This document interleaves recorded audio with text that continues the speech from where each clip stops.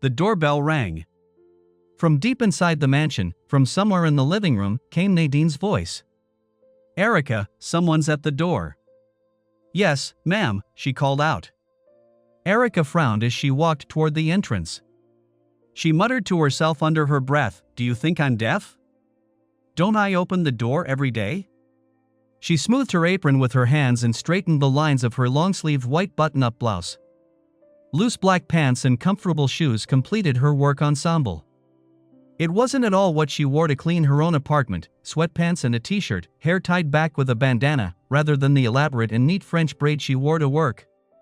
Still, as a maid's uniform, it suited her just fine.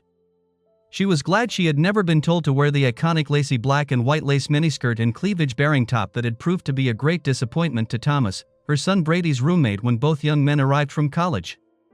She smiled, remembering the dejected look on the young man's face when he saw her in her work uniform.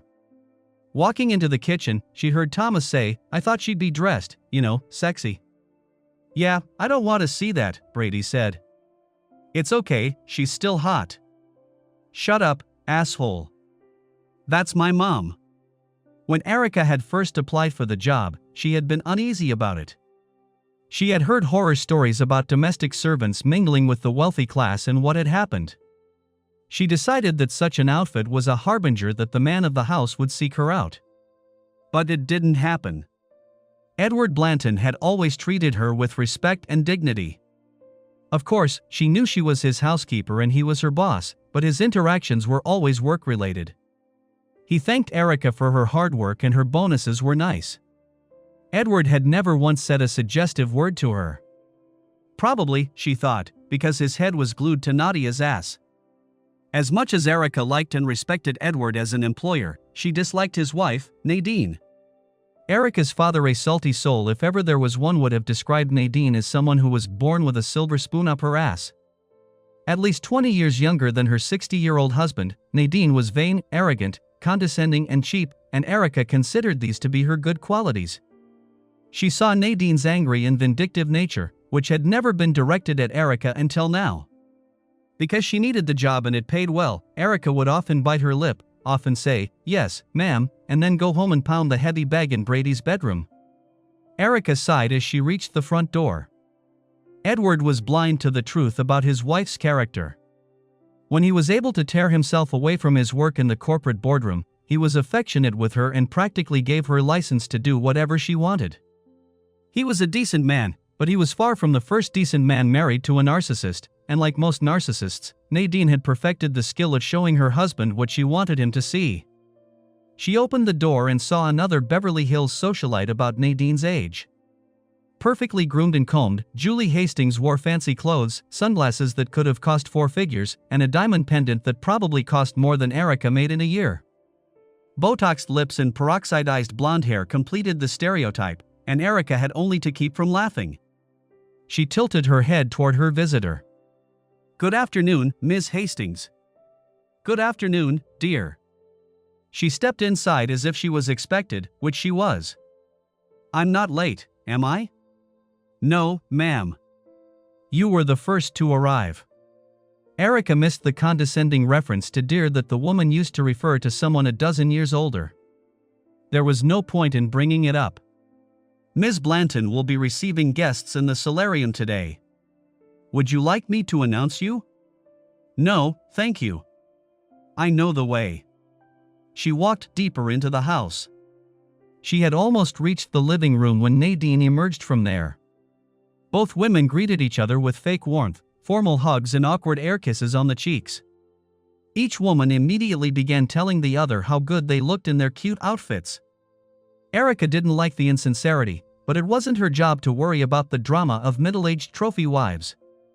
She returned to the kitchen, where she began preparing plates of appetizers and light desserts for the guests. Most of the work had already been done by Francesca, the Blantons' burly Hispanic cook, but she was away that day for her granddaughter's christening. Erica remembered Nadine's irritation when Franny had asked for the day off, saying that there was a planning meeting for the Shrub Foundation that day and they would need food. Edward replied that family was important and granted Franny the day off. Since her husband had clipped her legs, Nadine agreed, although Erica thought her eyes suggested that Nadine would remember the transgression. Franny had prepared almost everything Erica needed in advance and left instructions on how to accomplish the remaining chores. Erica handed Franny a small gift for the baby, hugged her and wished her friend well. More people had arrived, mostly high society people with too much time and money to waste. Erica sighed, listening to the conversations and light laughter in the solarium. She believed in charity and helping others, but the charities that Nadine and her kind were involved with seemed more interested in socializing and showing everyone they cared than actually doing something. For example, the purpose of the Shrub Foundation was to green public spaces, beautify them, and prevent soil erosion.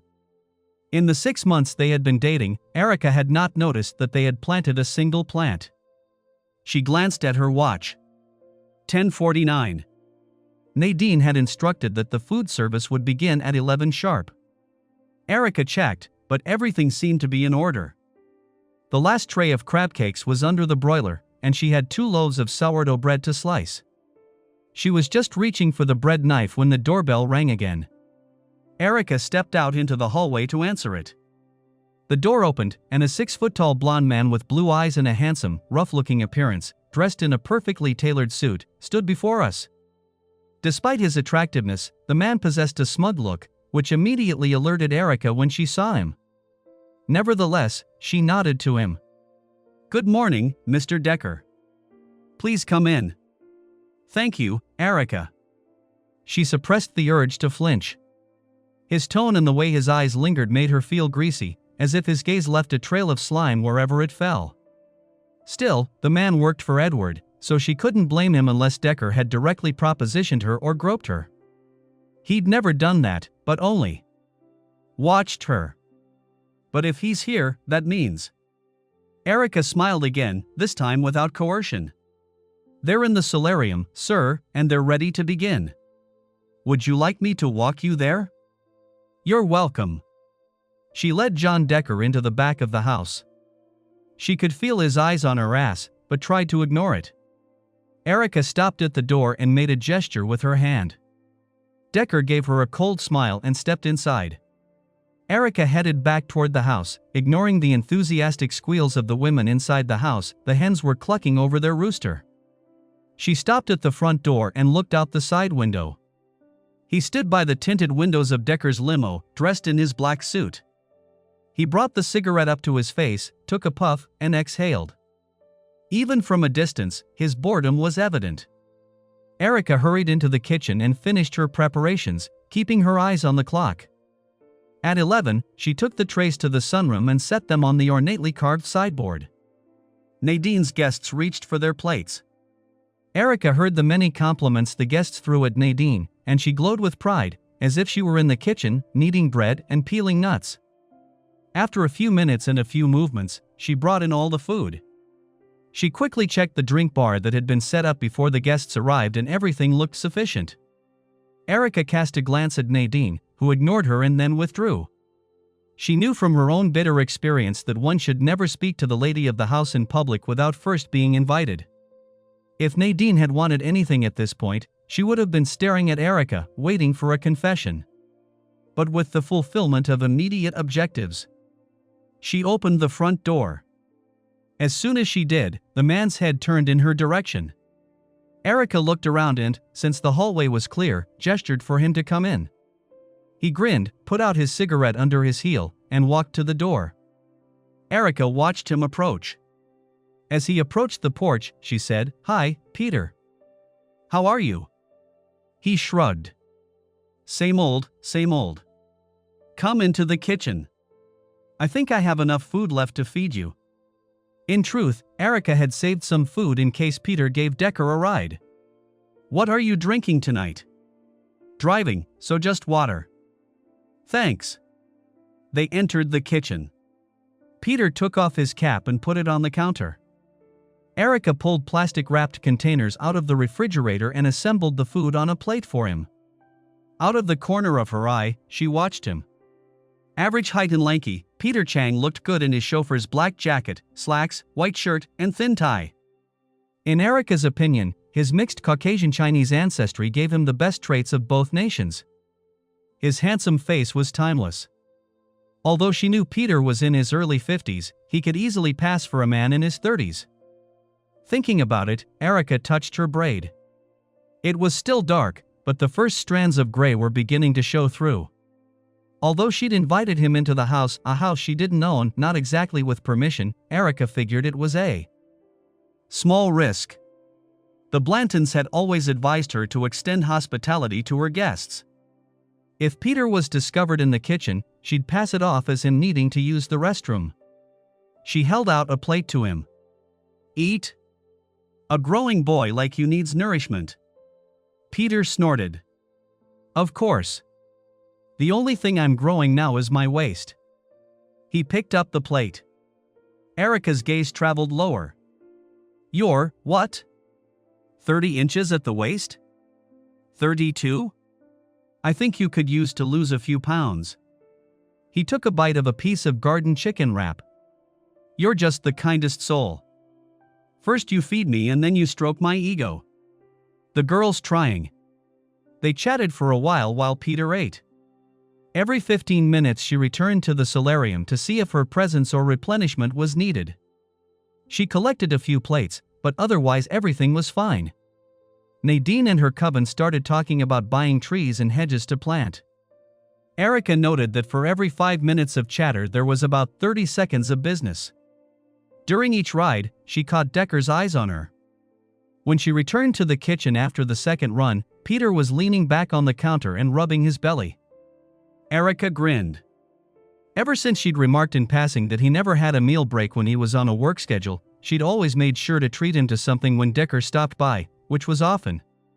Franny helped her out, sometimes cooking a small meal for Peter, and even teased Erica about her boyfriend. Erica always blushed and brushed it off, but admitted to herself that her day got a little brighter with Peter's arrival. He finished eating. "Thank you, Erica. It's delicious. I'll pass on your compliments to Franny. She did most of the prep work. I just warmed things up. It's still good." He picked up his plate. "What can I do about it?" "Oh, I'll take it." She hurried forward, took his plate and stuck it in the dishwasher. "All done. Thank you. How is your son doing?" "Good. He made the dean's list for the second semester in a row. He's doing well. 2 more years and I'll have a son who's a college graduate." She placed the back of her palm on her forehead, closed her eyes, and added a melodramatic note to her voice. "Oh, the perils of aging." Peter shrugged. "You're not that old. It's days like this that make me feel all of 49 years old." "You don't look 49. She perked up her ears. "Really?" Peter's face was perfectly straight. "No. 47 at the most." She laughed and threw a rag at him, though without any force. "No wonder you've never been married. No woman would want to put up with a mouth like that." I know. Speaking of marriage, how long do you think the Committee to Save the World will be meeting today?" "I'm not sure. I know Mrs. Blanton doesn't have anything on her schedule for the rest of the day." "Why?" He took a deep breath. "Because I have to take Mrs. Decker Wallace to physical therapy this afternoon, and Mr. Decker gets mad at me when he has to take a cab or hitch a ride." "Poor girl," Erica muttered. Amanda Decker Wallace was a pretty, petite blonde in her 30s. Erica had only met her once, but found her pleasant enough. Unfortunately, Amanda had developed peroneal nerve palsy in both legs. Such cases were common for people who spent a lot of time in a squatting position. However, the cause of the condition was undetermined and she was unable to walk unaided. The Wallaces were old people, and the best physicians were working on her. The prognosis was favorable, but so far progress was limited and slow. She had heard the Blantons discussing it and learned some of the details from Peter, who drove Amanda to physical therapy 3 times a week. Technically, Peter worked for the Wallace family, not John Decker.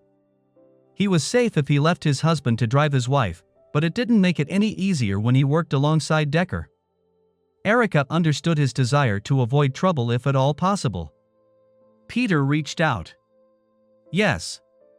Her appointment is at 2, so in order to get Mr. Decker to the office and back to her house, he'll have to leave no later than 12:30 to get her there on time. He sighed. Another hour, then. Erica pressed her lips together. The social party in the other room could only go on for so long. Peter suddenly smiled again. Are you still drawing? Yes. Of course I do. Erica squeezed her eyes shut with excitement. She'd tried her hand at oil painting, following Bob Ross's old shows, and had made modest progress. Brady had been patient and talked to her about it, though she could tell her son was just being polite and didn't really care. She understood him. Her own mother had talked to Erica about cross-stitch embroidery to the point where Erica was ready to poke her eye out with a knitting needle. She didn't resent her son. He was a good kid who supported her in many ways, and their relationship was strong. He just wasn't interested in crafts. On the other hand, Peter seemed genuinely interested and always asked about her latest projects. When she showed pictures of her paintings, he offered criticism and support. She never got the feeling that he was offering empty support, because on the one or two occasions when he didn't like something, he said so, and Erica appreciated that honesty. She wondered if Peter was only being so nice because he wanted to get in her pants, but then suppressed the thought, deciding that she could let him. They talked for a few more minutes before Erica heard voices approaching. She pointed to the small bathroom next to the kitchen. Peter nodded, stepped inside and closed the door. Erica wiped her hands and stepped out into the hallway. Nadine and another woman walked toward the exit. Since it was a sunny day, none of the guests had brought an umbrella or coat for Erica to hang in the closet, and since the lady of the house was escorting her guest out, she didn't have to show up and say anything. Stopping at the door, they exchanged another stiff, fake hug. The second woman left. Nadine looked around and spotted Erica. We need another bottle of champagne. Without another word, she staggered back toward the solarium. Erica pulled it out of the wine cabinet. She'd heard Edward Blanton tell his wife to give up champagne and stop spending it on her friends, but Erica wasn't about to go against her husband's direct order. Nadine would have to work things out with her husband. She rummaged in a desk drawer until she found a corkscrew with a lever. You know, Peter said from the bathroom entrance, I could do like in the movies and cut that one's head off with a long knife. She smirked. You'll probably chop off your fingers instead. Stay here until I get back. His quiet laughter followed her out of the kitchen. She put the champagne in the ice bucket, put the empty bottle away, glanced at Nadine to see if she needed anything else, and returned to the kitchen. So, where were we? You imagined you were sympathizing with my future missing arm. How did I do that? Use your imagination. Erica giggled and blushed. Some part of her mind chided her for acting like a giddy schoolgirl. Otherwise, she was enjoying herself immensely, and she didn't care. They chatted for another 30 minutes, pausing only when Erica went out to check the tanning bed or when one of the guests left with Nadine. Except for the first trip, Nadine hadn't spoken to Erica, and that was fine with her. She was glad it was almost over. Cleaning up the mess in the kitchen would take quite a bit of time, but she still thought she would be done with her chores by 5 o'clock. Nadine walked the last woman to the door and said goodbye. She glanced into the kitchen. Erica, Mr. Decker, and I need a few minutes. We've already finished eating, so you don't need to check on us anymore. Yes, ma'am. Peter reappeared, his eyebrows furrowed in a frown. He's going to make us late, I know. Maybe it won't. They chatted some more. Peter talked about his new drone that he had bought and tested the day before. Erica smiled. So boys never give up their toys, do they? They just get more expensive? He grinned. Like little girls who play with dollhouses and hope for a suburban house with a white picket fence, right? Same idea, only bigger toys? She laughed. Touché. They talked for a few more minutes. Peter glanced at his watch. 12:25. I hope he'll be ready. I can. Erica paused. She'd already started to suggest walking back, telling Decker that Peter was waiting so they could pick up his wife. It was probably the morally right thing to do. But it would also be an abuse of her authority and would probably get her fired, and she couldn't afford that, especially with a son in college when it took every penny to support him. Fortunately, Peter understood her intention. He shook his head. "No, I don't want you to get in trouble for being overconfident, or whatever these people say. If it doesn't come out soon, I'll have to leave." Erica bit her lip. She still wanted to help. "Well, I'll just walk around and see how things are going. Maybe they're finishing up already." He looked doubtful. "Just a peek." "Okay, but don't get yourself in trouble." She grinned. "I won't." Erica frowned as she approached. The massive wooden sliding door separating the solarium from the lobby was closed. She stopped at the entrance and listened. A faint groan came to her ears. Someone was hurt. She reached for the knob to open the door. Her fingers were just making contact with the brass fastener when another, more insidious possibility arose. Her eyes widened. No. This couldn't be it. All she could do was open the door without making a sound. As soon as she did, the noise from inside increased tenfold. Erica looked inside and wished she hadn't. Nadine Blanton was hunched over on one of the couches. John Decker stood behind her. He rocked his hips back and forth. Nadine let out soft moans and Care grunted behind her. Erica stood there, numb with terror. All she could think about was Amanda waiting for her husband to let their driver go, not knowing that her husband was jeopardizing her getting to her doctor's appointment on time so he could break off a piece of his whore. And about Edward coming home and kissing his wife, not knowing that just hours before another man's cock had entered her. She was shocked to see that they hadn't even used a condom. Nadine's fingers pressed against the glass of the sunroom. They were studying right in front of the window. Erica wrinkled her nose. Monday. Today is the gardener's day off. No one moves around the backyard to see them. Erica noticed that Nadine was leaving fingerprints on the glass that she knew she'd have to clean up. For some perverse reason, the thought caused a trickle of irritation, the ridiculousness of which almost made her laugh. Her lover's shouts rang out, forcing Erica to act. They were standing at an angle to the door, but if Decker turned his head, he'd see her. A sudden fear gripped Erica. Getting fired could be the least of her problems. Was Decker prone to violence? How might he react? Even if nothing terrible happened, it would be her word, the word of a working-class maid, against their word, the word of the wealthy elite. Erica had no idea how this movie would end. She slid the door shut. There was a slight thud as the wood joined, but the lovers were either screaming too loudly or not paying attention as their screaming didn't stop.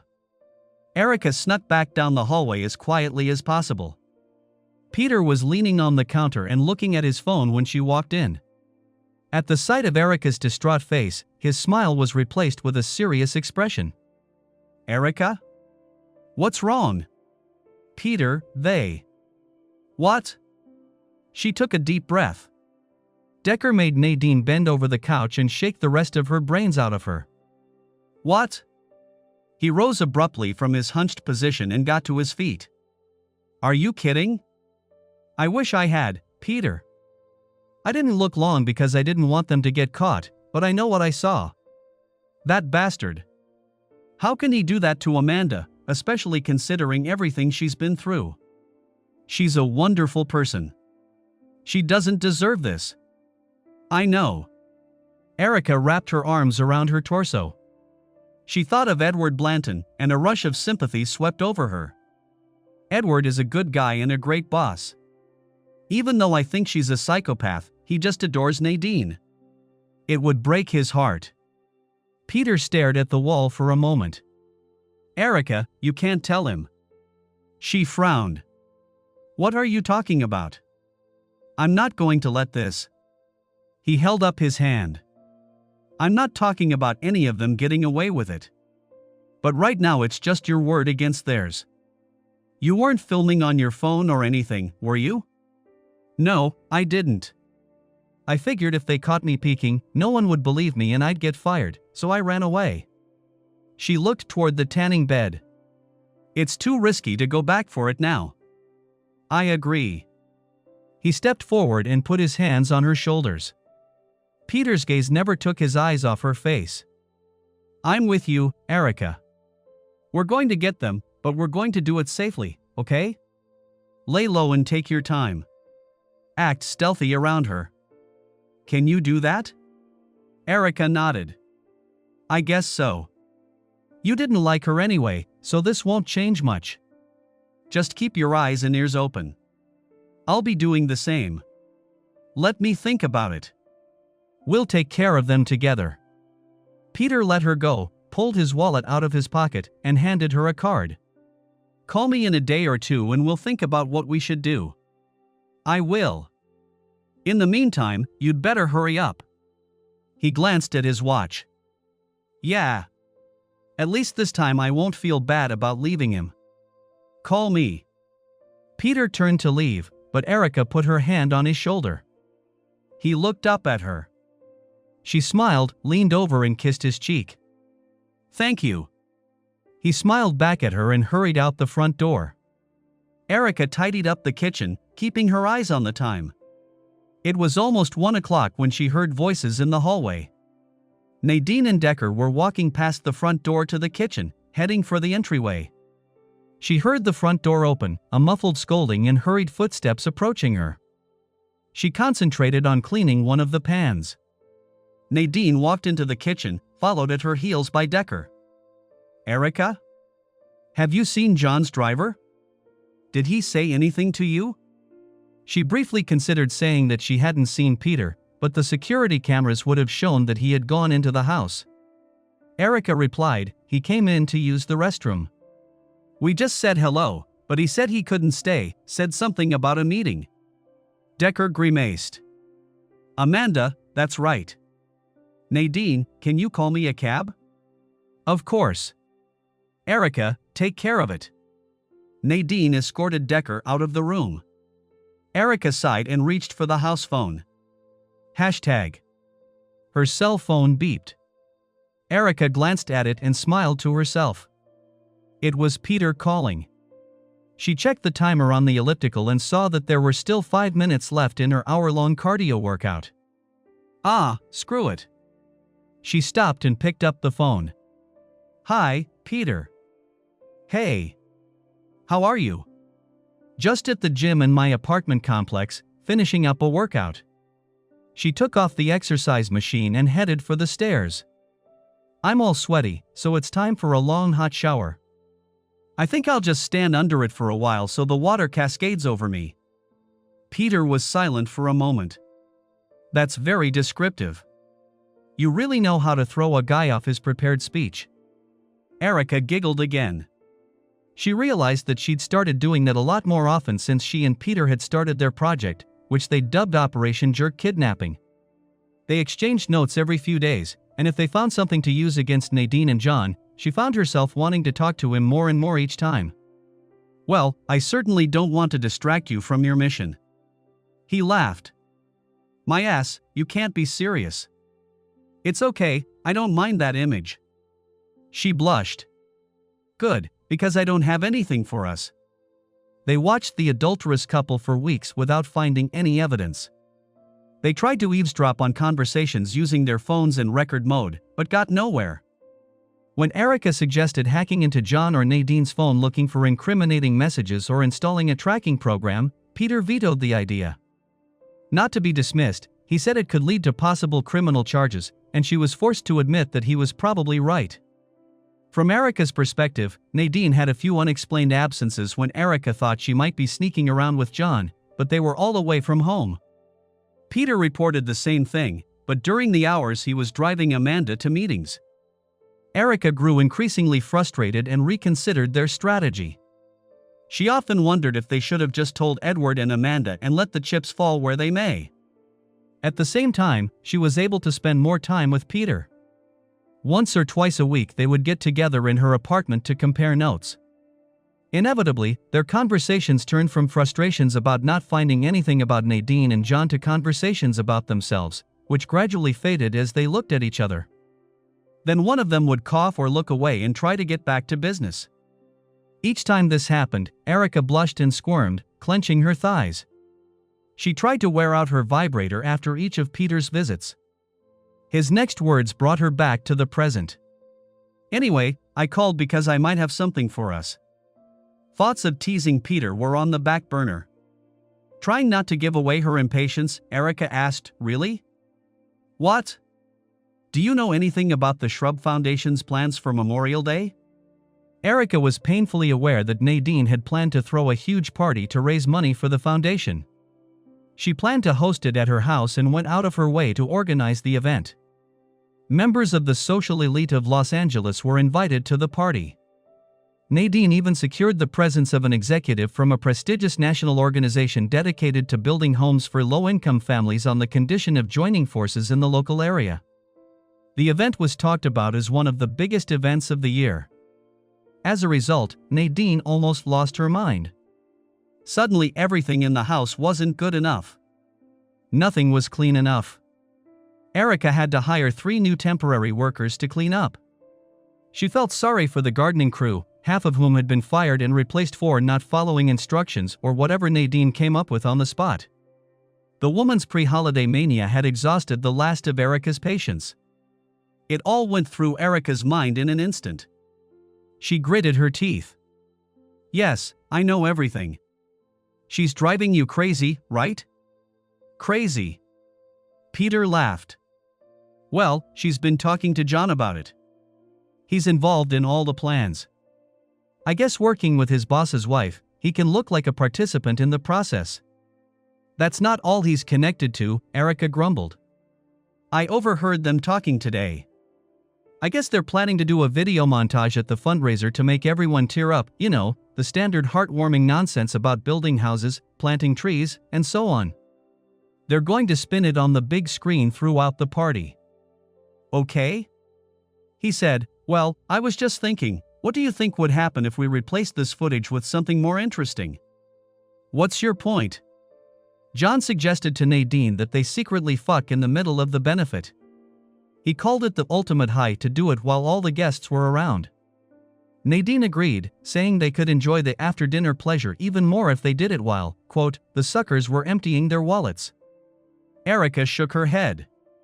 Could they really be so stupid as to tack? He's such a risk? I think so, yes. They're too arrogant to believe they'll get caught. Nadine told John she could fuck him right in front of her husband and he'd never know. Then she said something about an old garden cottage. Called it their love nest. Do you know what she meant by that? Yes, the house at the far end of the garden. It's a guest house that Edward renovated a year or so ago. It's a nice little cottage. They sometimes have guests there. She hesitated. Yes, it's on the far side of the house from where they hold the benefit. So, what's your plan? I have a, well, friend is a strong word. An acquaintance, I guess. Anyway, this guy is a computer wizard. He's an expert at setting up cameras to, blackmail people. Usually catches them in shady business deals. Anyway, he can hook this whole place up so we can put the images up on big screens and show everyone what's going on. I asked him and he said it would be easy and wouldn't take long. How much will it cost? He doesn't even need the money, just to be able to keep a copy of the footage. There was disgust in Peter's voice. When he found out Nadine Blanton was the target, he said he could sell her for more than we'd pay him. Erica curled her lips. He seems like a fine gentleman. No, but that doesn't matter. Here's the fun part, Peter said. She could almost hear his smirk over the phone. This guy was also able to get his hands on some other illegal stuff. In this case, fireworks. He said that if we could get him onto the grounds, he could set something off for us that, when it goes off, would scare the hell out of them. They'll run right out in front of everyone. Trust me, I've seen the stuff he plays with. They'll think the place is being bombed by the Air Force. You're working with a rough crowd, Peter. Having to be a driver. I can't honestly say if I'd driven people in the mafia, but I've definitely worked for guys who know how to break a couple laws. Anyway, I saved this guy's bacon once, and he owes me. How did you do that? I'll tell you about it over breakfast someday. Erica frowned. He reached her apartment and let her in. Sounds really complicated. I know. It sounds like some wild plan dreamed up by some crazy writer with too much free time on his hands. But I think it'll work. She flinched, then shrugged. Well, the hell with it. I'm in. What do you want from me?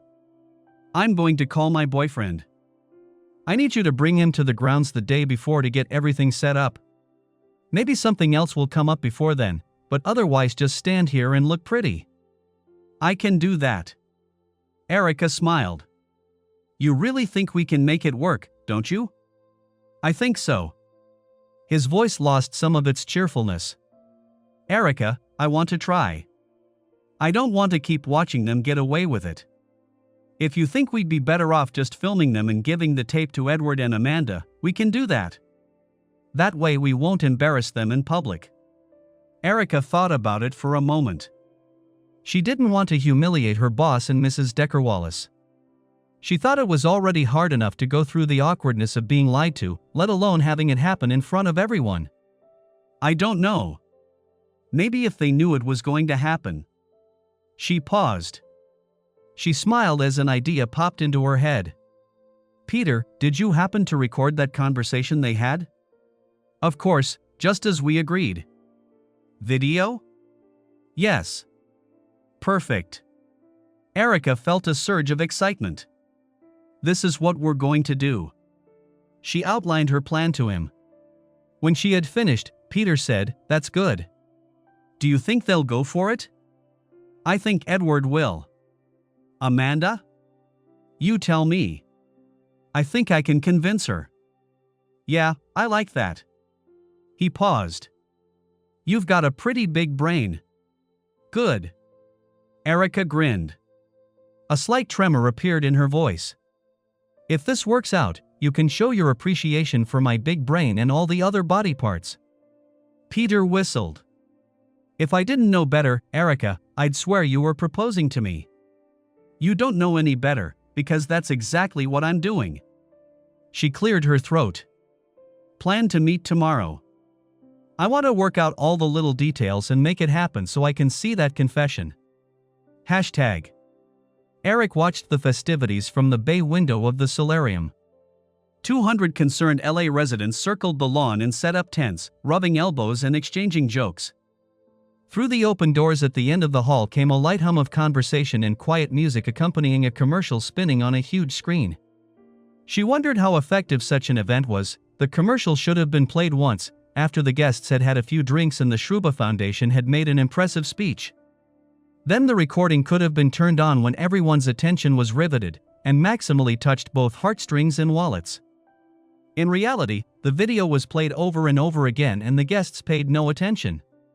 She laughed to herself. When did you become a public relations expert? Maybe it's just common sense. Or maybe you now find faults in everything Nadine does. Erica watched Julie Hastings flirt and chat with the media technician, a skinny young man barely older than her son, whom they had hired to work on the big screen. Hastings threw her arm over the man's neck and rubbed herself against his chest before they disappeared. Even from a distance, Erica could clearly see his hand on her ass. Christ, are there any believers among these people? The object of her contempt emerged from the crowd, her hand intertwined with Edward's. Even though it was 11 in the morning and the benefit was only an hour long, there was a slight undulation in her step that Erica recognized. The lady of the house was already quite tipsy. Edward, on the other hand, smiled a wooden smile, moving next to his wife. With a straight back, Edward nodded to his guests, but said nothing. Erica wondered what he was thinking. The sound of footsteps in the hallway caught her attention. Stepping out of the sunroom, she escorted the woman to the restroom and waited to see if she needed anything before bringing her back in. She checked to make sure everything was clean and returned to her vigil. Barely had she reached the window when her cell phone rang. The message from Peter read, "Targets are coming in." She took a deep breath. Here we go. Erica walked out of the mansion and toward the tent where the audio and video equipment for the big screen was housed. She noticed that Edward was watching her. Erica gave him a quick nod, and he nodded back. Edward then walked over to John's wife Amanda. She frowned, but nodded and signaled to a few people standing nearby. The small group headed away, with Amanda leaning on her cane and Edward supporting her on one side. On the other was a mountain of men in suits and sunglasses. Erica's heart goes out to two spouses who have been betrayed. It's going to be very hard for both of them. Thank goodness they have each other and their families to lean on. The small tent where the audio and video equipment stood was crowded with knobs and switches. Cables dangled on the manicured grass like a pile of spaghetti. Through a mesh window, there was a beautiful view of a large screen. Erica pulled a folded sheet of paper from her pants pocket, opened it, and read the words twice. Her hands were shaking, and she tried to stay calm. Her phone buzzed again. Another message. They're inside. The eyes are in the house. The welcoming committee is in place. Erica looked at the center console and found the knob Peter had pointed to. It was labeled V/SRC. The indicator light pointed to the number 1. I'm glad he showed it to me, I never would have guessed. The microphone was right where she expected it to be. She put her hand on the next dial, labeled A/SRC. She switched it from 1 to 2. In an instant, the music coming from the speakers disappeared. She switched the V/SRC dial to 2. The video disappeared, replaced by a drifting camera pointed at a small bungalow surrounded by beds of flowers and trimmed hedges. Even as Erica switched, the image bounced and hesitated before stabilizing. Jesus, Peter, hold that thing steady, she muttered. The drone image remained in place. Erica took a deep breath, picked up the microphone, and pressed the transmit button. Her gaze stopped on the script. Ladies and gentlemen, please direct your attention to the big screen. Your host, Nadine Blanton, and her colleague from the Shrub Foundation, John Decker, are about to make a presentation. She typed a pre-dialed text on her phone, visual confirmation. Go to. The screen erupted in bright flashes of light and color as the carefully disguised fireworks around the guest house lit up. Some spun on the ground, scattering sparks and flames across the gardens. Others soared into the sky, exploding over the roof. One smashed through a window. Rolls of thunder rolled across the lawn, making Erica wince. If they were so loud where she stood, they must have been deafening to the two lovers. She laughed. I wonder how they are enjoying their afternoon delight now. She looked outside. The audience was alternately looking at the screen and the show going on above the roof. In a moment of lull, she heard someone shout, "There! Let's go!" A few people hurried away. The bulk of them continued to watch the screen, and a few smart people, perhaps anticipating that some nasty shit was about to happen, headed for the entrance to the estate and the waiting cars. The fireworks show didn't stop. Peter wanted to show the inside cameras, too, but, in addition to being against the revenge pornography law, Erica pointed out that a movie with Nadine and John would be great leverage against Edward and Amanda in their divorce. Peter relented. Still, I hope his firebrand gets his money's worth. It wouldn't break my heart if this footage became public after the court cases were settled. 2 PEOP. Lou burst into the tent. The first was Julie Hastings. The second was the press technician. Hastings looked around, spotted Erica, and blinked in surprise. You? What are you doing here? Working, Erica replied. Who the hell are you? Growled the young man. Erica. I work for Mr. Blanton. She's a bloody maid, Hastings hissed. Her face contorted with anger. She's ruining the mood for us. Chris, fix it. Chris puffed out his chest and frowned, trying to look dangerous, which almost made Erica laugh. She slipped her hand into her pocket and fumbled for a heavy object. He took a step toward her. Get out of my way. I work directly for Mr. Blanton, she said. He pays for all of this, it's his property, and he approved what I'm doing. You need to back off. Chris. Hastings' voice rose to a shrill cry. He reached for her. Erica raised her hand, held the stun gun to him, and pulled the trigger.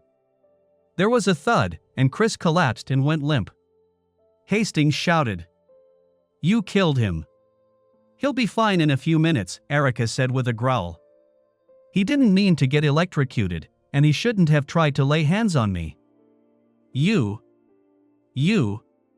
Hastings pointed a trembling finger at Erica.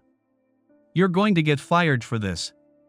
Erica picked up the device and took a step toward her. Hastings shrieked and darted away. She lowered the stun gun and snorted. Good riddance. Her attention was caught by movement on the screen. The front door of the garden house opened. Nadine and John stumbled outside. He was still trying to put on his pants and she was buttoning her blouse. The camera zoomed in on the couple and it was clear to any observer that she was carrying her crumpled bra in her hand. Anyone with an ounce of brains could see what they were doing. Like a switch, the fireworks stopped. Erica giggled. In a way it did, because she was sure Peter had hit the switch. Nadine and John froze, staring at something. Edward, Amanda, and their companions appeared at the edge of the screen as the camera pulled back. They approached the disheveled lovers and stopped 15 feet away from them. Despite the lack of sound, those attending the benefit watched the screen, enthralled by the spectacle unfolding before them. A man and a woman in elegant suits approached Nadine and John. Each held out an envelope, one to John and one to Nadine. At barely a glance, Nadine collapsed to the floor. John, however, motioned to Amanda. She shouted at him, waving her cane at him. Edward pointed at John and said something. John froze, and even from the low resolution of the drone's camera, Erica could tell that the blood had drained from his face. Then John's face contorted with anger. He took another step, but a huge man stood between them and Amanda. The man's hand moved to his belt, where a pistol holster was clearly visible. John hesitated, then turned and ran. Nadine remained lying on the ground. Edward gave her one last contemptuous glance and, supporting a weeping Amanda, turned and left his soon-to-be ex-wife sobbing in the garden area. Erica looked at the burns and the faint fires burning around the gardens, the remnants of numerous fireworks. She sighed. Scorched and ruined, like their reputations, 2 marriages, and who knows what else. She switched the V/SRC dial to OFF and the channel disappeared. On impulse, she stepped back from the script and took up the microphone again. We appreciate your generosity to the Shrub Foundation, but we ask that you give Mr. Blanton and Mrs. Decker-Wallace some time to deal with today's events. Thank you and have a good day. The shocked guests reached for the front of the house. Erica grabbed her phone, stepped over a groaning Chris, and texted, "All done." "Yes," was the reply. "May I now express my gratitude to you?" She grinned, and a heady blush swept over her skin. Her fingers flew. "I'm counting on it." Hashtag. Erica stared at the slowly rotating ceiling fan. The cool air washed over her glistening skin. Her breathing felt light and her whole body felt like it was wrung out. The thought brought a smile to her face. That's what happens when you're made love to properly. The thought made her shiver. Peter was as good as ever, caressing her until she screamed. She heard the faint sound of falling water. Erica rose, walked naked across the carpeted floor of her bedroom, and opened the bathroom door. Puffs of mist hung in the air. Peter stood under the shower with his head down, the water trickling over his head and shoulders. She admired his muscular back, narrow waist, and strong legs. Her loins quivered, and she slid open the shower door and slid in beside him. Peter blinked. "Hey. Thought you were too hot for a shower." She put her hands on his shoulders. "You're too hot for me to stay away." They kissed. Her lips caressed his lips, and she was pleased to feel him getting aroused. Peter groaned and closed his eyes. His voice was thick and eager. "Jesus, woman, haven't you had enough already? You know what they say about Chinese food? An hour later you're hungry again? Same thing. Is this a crack in Mom's family?"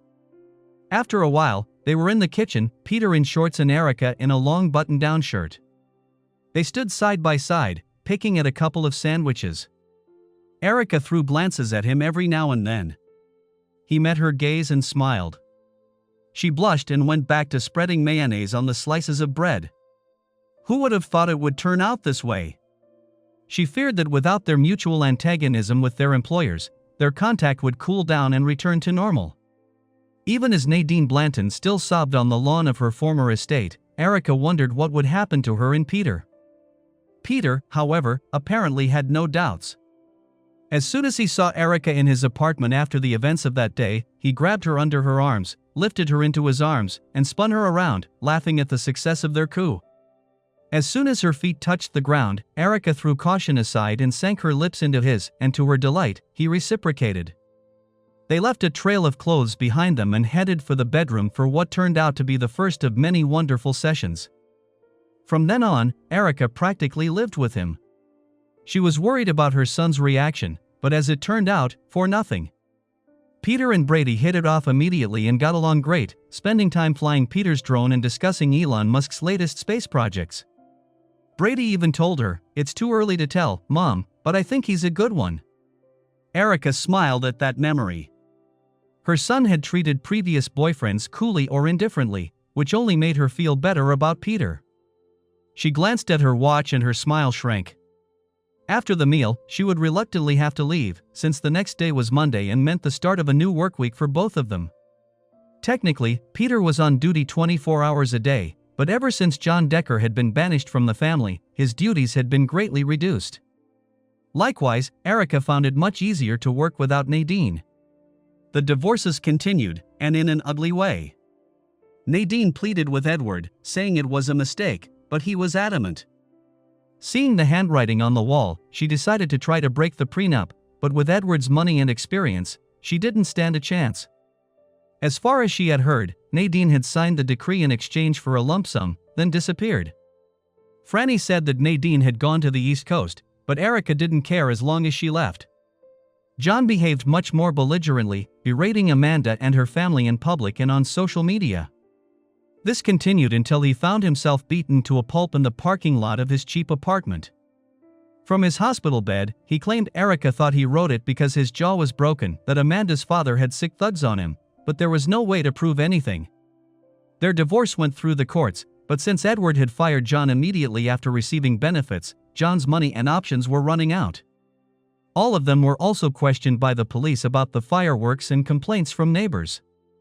Erica and Peter said they knew nothing, and so did Edward and Amanda.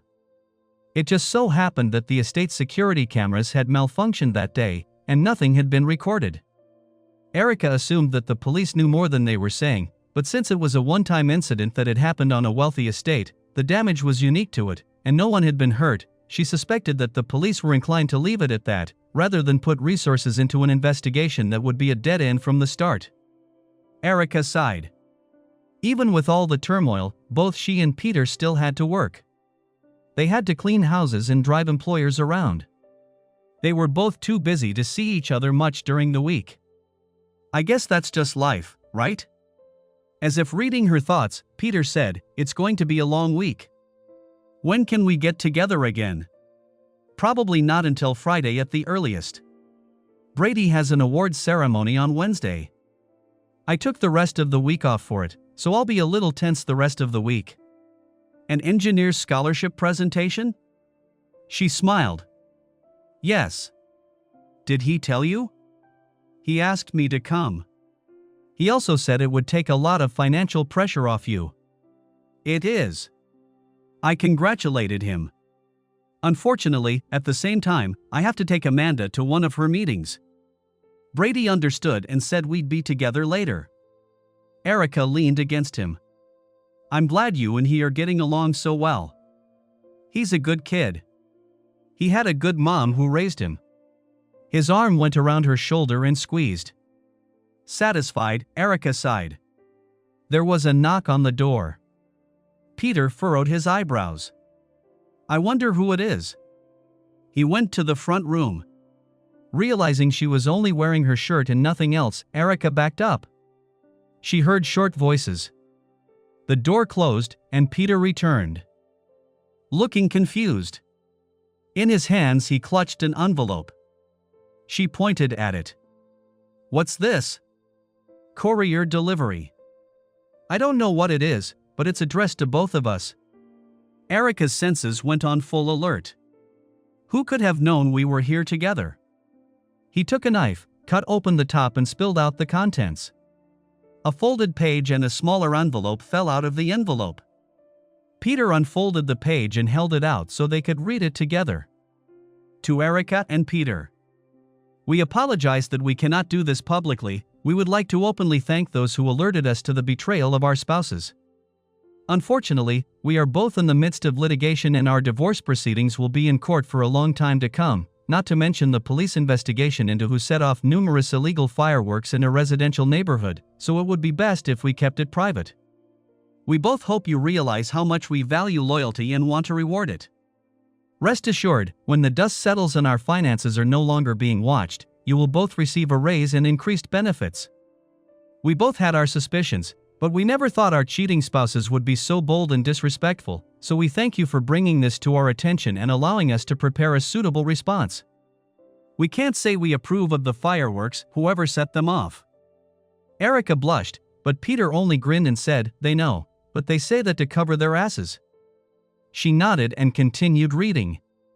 In the meantime, we agree that you should be compensated for your difficulties. Please accept this as a small token of our appreciation and please be discreet on this matter until we can discuss it openly. With our respect and gratitude. E.B. and A.W. Peter said, Edward Blanton and Amanda Wallace. Erica picked up a small envelope. What's this? He held out the knife to her, hilt first. You do the honors. She opened the top and pulled out 2 pieces of paper. Pay as ordered. She sighed. Peter frowned. What? Erica couldn't hold back a shiver. Peter, these are checks for $50,000 each. What? He took them from her. God, this is wild. That's a hell of a nice bonus. Maybe. He took her hand, brought it to his lips, and kissed it.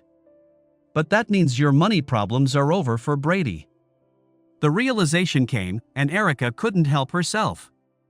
A smile spread across her face, and tears filled her eyes. She picked up the check and clutched it to her chest. I didn't expect this. I just wanted to do the right thing and help. Me neither. Who would have thought we'd find the prize at the end of the rainbow? She squeezed his hand and kissed his cheek. I've found so much more than that. His answering smile made her shiver again. Erica laughed and said, okay, let's finish these sandwiches. Peter picked her up in his strong arms and lifted her up, making Erica giggle. To hell with dinner. If I don't have much time with you, I know how I want to spend it. Satisfied, she nuzzled into his neck as he carried her down the hall. Her stomach rumbled, and she giggled again. Hush, I'll feed you later. There are more important things to do right now. Peter carried her into the bedroom and gently closed the door.